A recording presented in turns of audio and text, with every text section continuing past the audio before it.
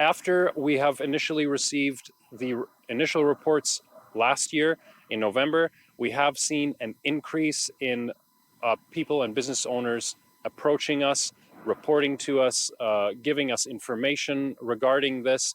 6 ਹਫ਼ਤੇ ਪਹਿਲਾਂ Abbotsford police ਨੂੰ ਸੂਚਨਾ ਮਿਲੀ ਸੀ ਕਿ ਕਈ ਕਾਰੋਬਾਰਾਂ ਨੂੰ ਇੱਕੋ ਜਿਹੀਆਂ ਫਿਰੌਤੀ ਦੀਆਂ ਚਿੱਠੀਆਂ ਅਤੇ ਫੋਨ ਕਾਲਾਂ ਆ ਰਹੀਆਂ ਹਨ, ਜਿਸ ਵਿੱਚ ਧਨਾੜ ਕਾਰੋਬਾਰਾਂ ਨੂੰ ਨਿਸ਼ਾਨਾ ਬਣਾ ਕੇ 2 ਮਿਲੀਅਨ ਤੱਕ ਦੀ ਰਕਮ ਮੰਗੀ ਜਾ ਰਹੀ ਹੈ ਅਤੇ ਇਹ ਵਰਤਾਰਾ ਘਟਣ ਦੀ ਬਜਾਏ ਦਿਨ ਬ ਦਿਨ ਵੱਧਦਾ ਹੀ ਜਾ ਰਿਹਾ ਹੈ, ਜਿਸ ਤੋਂ ਲੋੜ ਮਿਲ ਲੈਣ ਦੇ ਹੋਰ ਸ਼ਹਿਰਾਂ ਦੇ ਕਾਰੋਬਾਰ ਵੀ ਵਾਂਝੇ ਨਹੀਂ ਹਨ।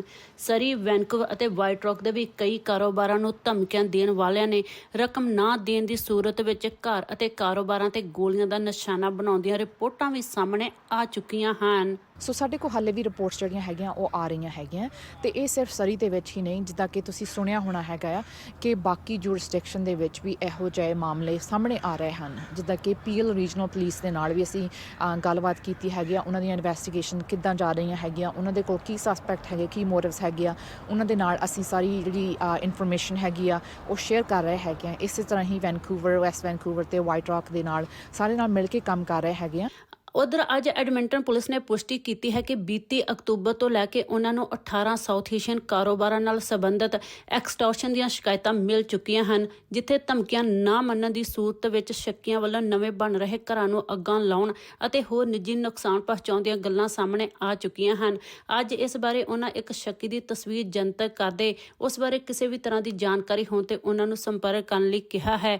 ਐਕਸਟੋਰਸ਼ਨ ਦੇ ਮਾਮਲੇ ਪਹਿਲਾਂ ਵੀ ਕੈਨੇਡਾ ਵਿੱਚ ਵੇਖਣ ਨੂੰ ਮਿਲਦੇ ਰਹੇ ਹਨ, ਪਰ ਅਜਿਹਾ ਹਿੰਸਕ ਵਰਤਾਰਾ ਪਹਿਲੀ ਵਾਰ ਵਾਪਰਦਾ ਦੇਖ ਕੇ ਭਾਈਚਾਰੇ ਵਿੱਚ ਸਹਿਮਤ ਜ਼ਰੂਰ ਹੈ। Setting fires is a pretty good example of how you can terrorize somebody, because you can demonstrate, physically demonstrate your ability to be able to destroy something that's of value. We've seen the extortion take place previously, and not to the extent of the amount of money that's been asked for here, but we've never seen that attached violence to the extortion. Yes, we've seen the broken windows.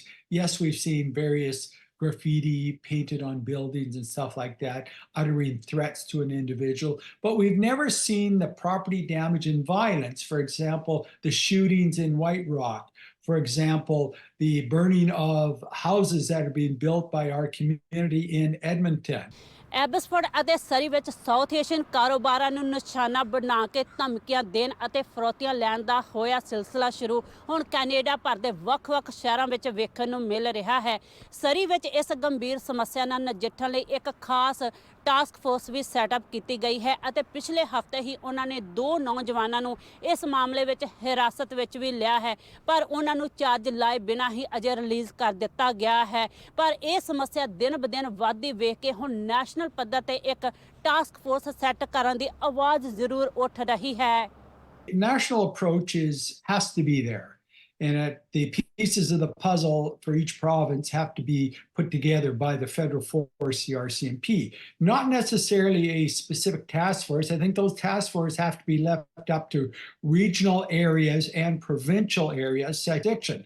So I think it's incumbent upon local law enforcement in the metro area and provincially to put together a task force now, not sometime down the road, a very task force that is going to be assertive in their investigative techniques, one that has knowledgeable people, not only for the crime that's occurring, but knowledgeable within the South Asian community.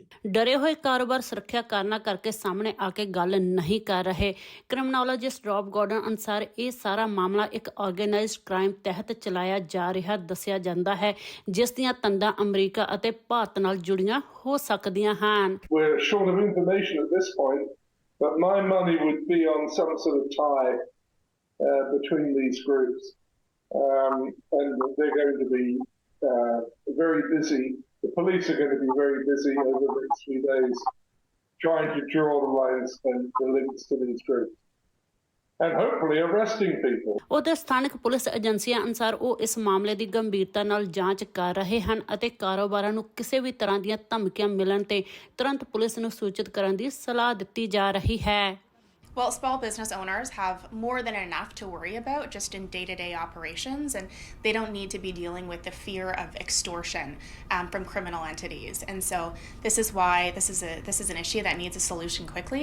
ਪਰ ਇਹੋ ਜਿਹੀ investigation ਨੂੰ ਕਈ ਵਾਰ time ਲੱਗਦਾ ਹੈਗਾ ਆ, ਪਰ ਇਸ ਦਾ ਮਤਲਬ ਇਹ ਨਹੀਂ ਹੈਗਾ ਕਿ ਜਿਹੜੀ ਸਾਡੀ ਬਿਜ਼ਨਸ ਕਮਿਊਨਿਟੀ ਹੈਗੀ ਆ ਜਾਂ ਜਿਹੜੇ ਵਿਕਟਮ ਹੈਗੇ ਆ ਕਮਿਊਨਿਟੀ ਦੇ ਵਿੱਚ, ਉਹਨਾਂ ਨੂੰ ਅਸੀਂ ਸਪੋਰਟ ਨਹੀਂ ਕਰ ਰਹੇ ਹੈਗੇ ਆ। ਉਹਨਾਂ ਦੇ ਨਾਲ ਅਸੀਂ ਪੂਰਾ ਰਾਬਤਾ ਰੱਖਦੇ ਹੈਗੇ ਆ ਅਤੇ ਉਹਨਾਂ ਦੀ ਜੋ ਸੇਫਟੀ ਪਲਾਨ ਹੈਗਾ ਉਹ ਬਣਾਇਆ ਜਾਂਦਾ ਹੈਗਾ ਆ, ਤਾਂ ਕਿ ਉਹ ਆਪਣੇ ਆਪ ਨੂੰ ਸੁਰੱਖਿਅਤ ਸਮਝ ਸਕਣ ਅਤੇ ਆਪਣੇ ਆਪ ਨੂੰ ਜੋ ਉਹਨਾਂ ਨੂੰ ਹਦਾਇਤਾਂ ਦਿੱਤੀਆਂ ਜਾਂਦੀਆਂ ਹੈਗੀਆਂ ਉਹਨਾਂ ਨੂੰ ਫੋਲੋ ਕਰਕੇ ਆਪਣੇ ਆਪ ਨੂੰ ਸੇਫਟੀ ਜਿਹੜੀ ਉਹ ਰੱਖ ਸਕਣ।